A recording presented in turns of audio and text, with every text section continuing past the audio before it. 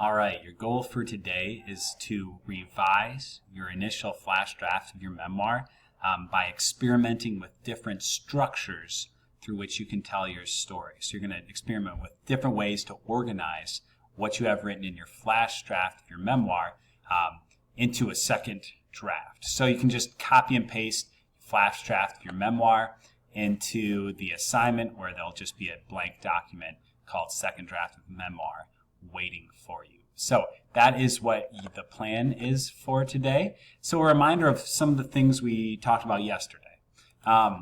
We read the short story Currents, and it used a reverse narration, so that could be a way you could experiment. We also read My Indian Education yesterday, which would be another way to experiment with ways that you want to write your memoir. All right? I'll show you here as well. There is a list of different possibilities for different styles of structure that you could have. Right now, as I've looked through most of yours have a linear narration. It's just a straightforward story told in chronological order.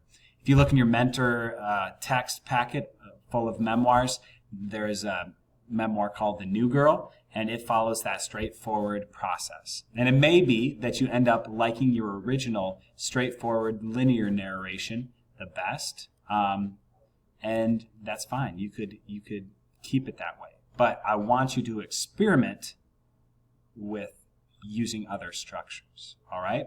So you can experiment with adding in some flashbacks. If you're looking for an example, you can go to 14 Black Birch Lane in your memoir packet. There are different examples of that there.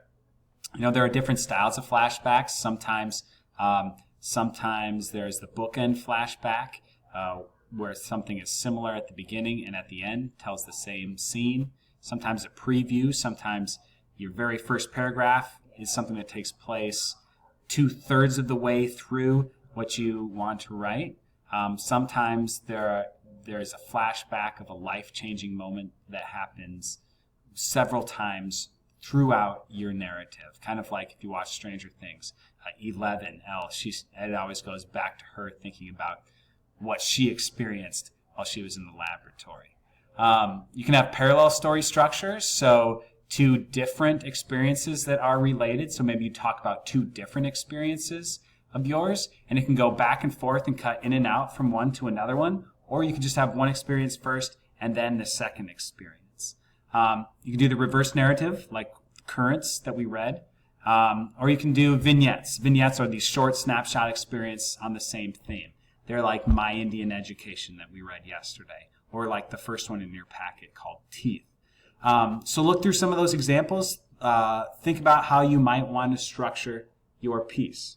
All right? Now, this may mean that you have to do some thinking about what else you can add to your piece. You maybe have written about one experience, and you realize, I need to add more in there. So for instance, maybe you have written about a baseball game, all right, that you're playing. And it's pretty engaging, but there's not that deep sense of a theme in there, all right? It tells the story of the game, but it doesn't have a really big idea. Think about what have you learned through, baseball that has some sort of meaning, right? Those things could be things like, overcoming adversity. That could be relationships, team building, what have you.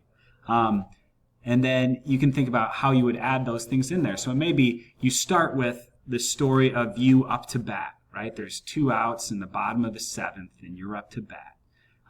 But then you may switch to a different story. You may switch to a little vignette of you and your dad learning how to play catch together.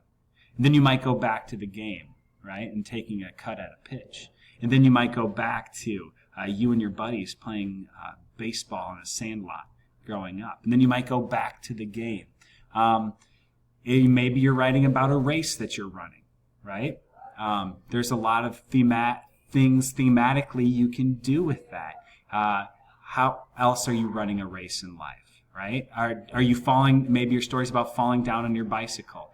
Are there other times where you've overcome obstacles? And you can add those other stories together with your initial experience. All right, so it's going to take some thought about, are there other things that you want to add into your memoir?